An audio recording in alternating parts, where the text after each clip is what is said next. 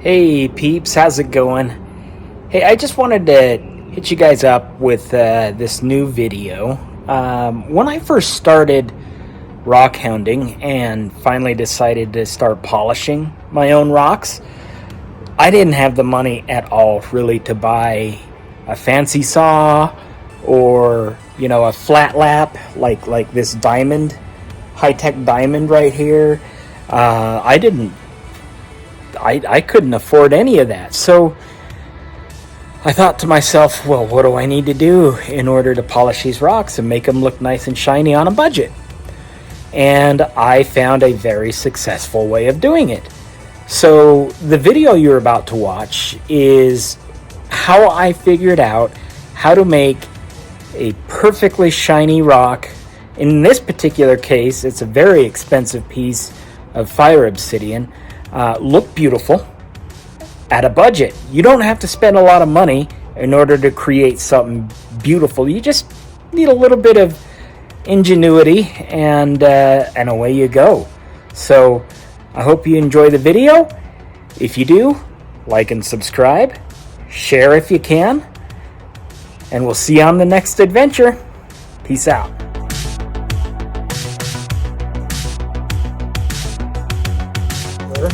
Attempting to cut and polish fire obsidian. I figured I'd share this with you. So what I'm doing right now is I'm putting this underwater to identify where my first cad is going to be. And I identified this particular area because it's just loaded with fire, as you can see. And so by using a little thin pencil, I drew a line kind of right along there where I wanted my first cad to be. So I'm going to go over to the machine now, follow that line and cut that little piece off, and then of course I'm going to cad the rest of this. But right now we're aiming for that spot right there. Okay, so we're here at my cheap little table saw.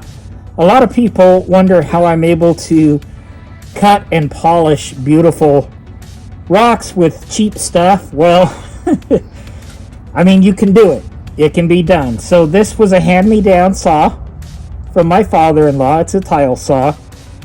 And I'm going to turn it on and we're going to cut this. Now, always remember to cut just a little bit wider than the pattern that you drew on here, so that you can make sure that you get all that pretty stuff in there. So here we go. We're going to give it a shot.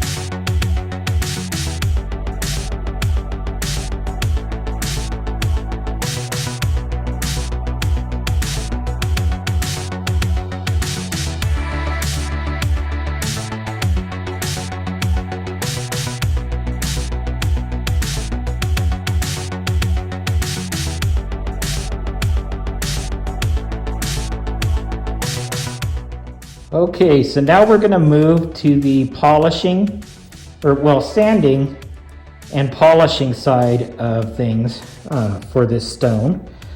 But first I wanted to show you what I'm going to use. Now, never mind what you see in the background. I'm actually digging for sapphires in that gravel. So I use this cookie sheet to spread the gravel out, get it all wet, and look for sapphires. But these right here are my drill adapters that I use to sand, buff, and polish my rocks. So I've got this smaller one right here. You can see it's got the drill adapter on the back, and the front part has this Velcro. And then you can use these little Velcro. It's a whole bag of different grits. And you just Velcro on right to your pad. and start sanding away. This is a different version that I have. This one is designed for the higher end quality polishing pads right here. And that's a 50 grit right there. So that'll just attach right to there, and then you can go to town on that. And then last but not least is my buffer pad. So this is wool. And I also have a softer version, several different versions, and then I just put my serum oxide on here, and I use that, just attach it to the drill, and start polishing away, buffing away, if you will. So those are my adapters that I use. Yes, I'm in my garage. Like I said, I don't have a workshop. I got to cover the bikes and sheets because I make a huge mess. Anyway, let's get started with the sanding. Now, here's the thing. I don't really need to start with a very rough grit, like a 50 grit or anything, because this is already pretty smooth to begin with, and I don't want to damage this stone. So I'll probably start with something around 200 grit, or maybe even higher, like a 400 grit, and then work my way down from there to a shine. Okay, so right now I'm going to start with my nice diamond infused sander. This is a 200 grit, and what I'm going to do is use this to really just shape the back side of the Obsidian, because the back side is fairly rough and I want to smooth that out. So I'm going to use this pad first, and then when I go to polishing the smooth side, the front side, I'm going to go to a softer type of sanding pad so that it doesn't cause too much damage or anything. And as you can see in the background, I put up a sheet. I know it looks kind of silly, but as you're sanding on this wheel and your rock has a tendency to slip out of your hands, you don't want that to fly into a wall or hit the floor and shatter. And so I set up this sheet to catch it so that it doesn't damage my very, very expensive piece of obsidian. Okay, so I'm going to start polishing my piece of obsidian on my 200 grit. Again, I'm going to polish the back side because, as you can see, it's fairly rough. So I'm going to smooth that out first with this pad. I'm going to turn on time lapse so that it goes by faster for you guys. But I'm all set up and I'm ready to go. One last thing too is to always make sure that you have water on hand, because you want to keep this moist. You don't want to dry it out and potentially damage the rock. And then in between your grits, one of the most important things to do is to always make sure that you dry your rock and look for any scratches before you move on to the next grit for final polish.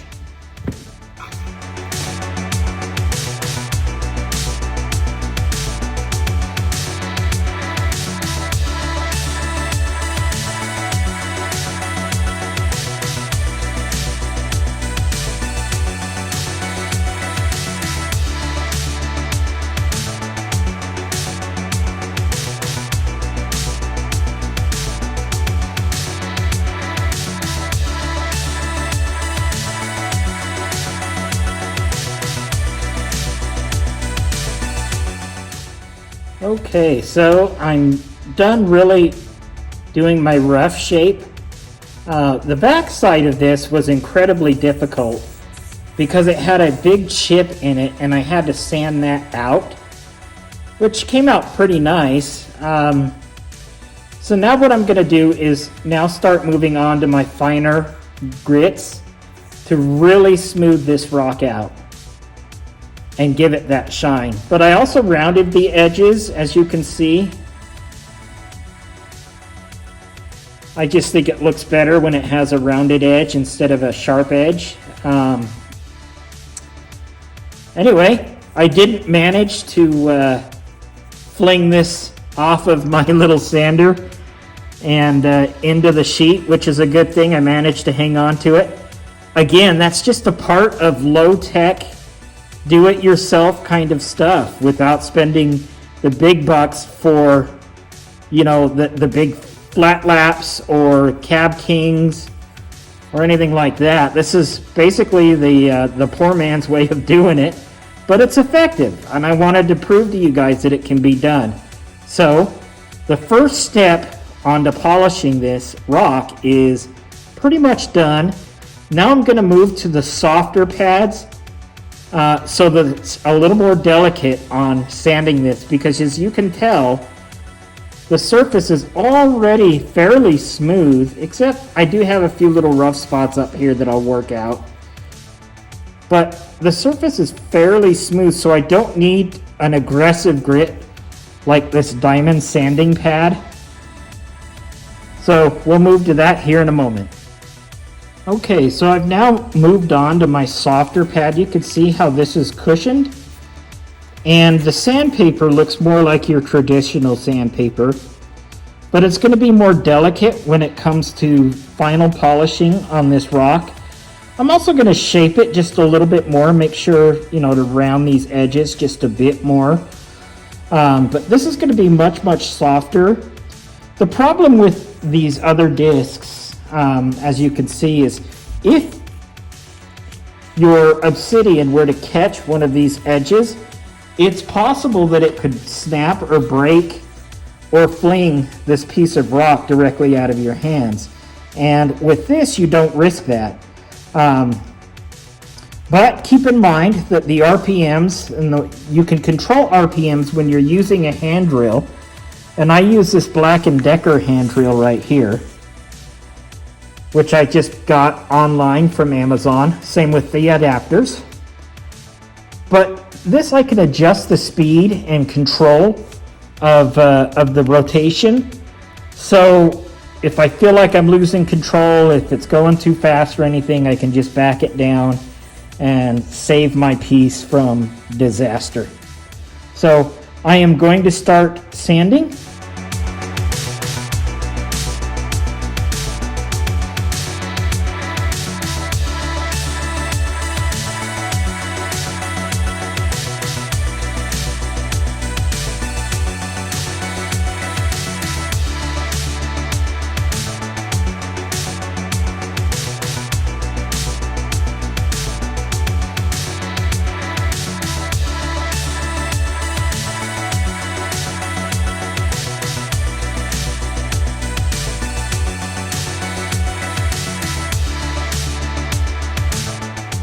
Okay, so my stone is now ready for final polish. So what I'm gonna do, sorry, my fingers are dirty, but the stone has pretty much been sanded and buffed up to a 10,000 grit. So what I'm gonna do now is use this buffing wheel, as you can see, and some serum oxide. Now the serum oxide I mixed up to be a slurry, so you don't want it to be thick like toothpaste or too runny, but more like a smooth little slurry. And then of course you just put a few dabs on there, and the key is pushing down really hard with the stone onto the surface, moving it around, putting a lot of pressure, and then of course flipping it around, get both sides and everything. But through that process is when you'll get that glass-like finish on your Obsidian. So I'm going to give it a shot. Wish me luck. Okay, so I'm going to start polishing now, starting off very slow and applying a good amount of pressure.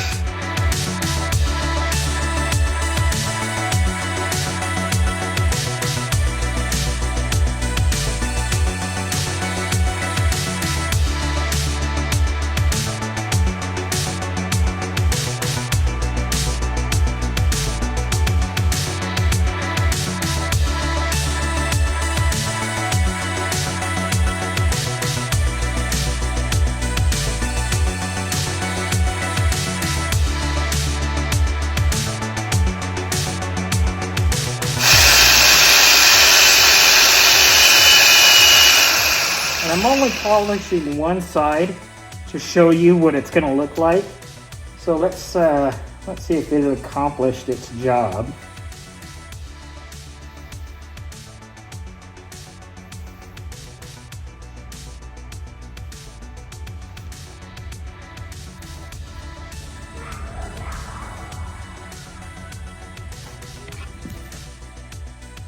Okay, so you can see here, and I apologize about the poor camera work and everything, but you can see where I've started to polish one side and it's starting to become much more glossy than the other side.